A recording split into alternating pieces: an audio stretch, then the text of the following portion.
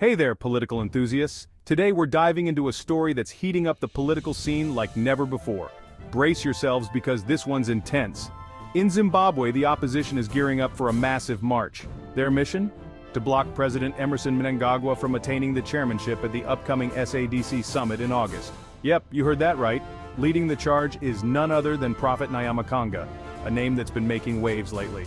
Alongside him are key opposition figures fiercely loyal to Nelson Chamisa. This coalition is determined, passionate, and ready to make some serious noise. But why all the fuss? Well, Mnangagwa's potential chairmanship isn't just a title. It symbolizes power, influence, and a whole lot of political clout in the southern African region. For the opposition, it's a line in the sand. They see this as a critical moment to challenge what they deem as an unjust and authoritarian regime. The stakes couldn't be higher. The opposition believes that Mnangagwa's leadership has led to economic turmoil, human rights abuses, and a stifling of democratic freedoms.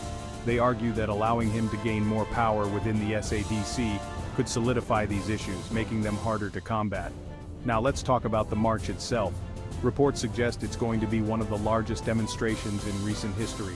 Imagine streets filled with people, banners waving, and voices united in a call for change. It's a powerful image, right? But this isn't just about the visuals, it's about the sentiment behind it. For many Zimbabweans, this march represents hope. Hope for a better future, hope for justice, and hope for a return to democratic principles. Of course, with such a high-profile event, there's bound to be tension. The government has already issued warnings against unauthorized protests, and there's a palpable sense of unease. But the opposition is undeterred. They're pushing forward, fueled by a belief that now is the time to take a stand.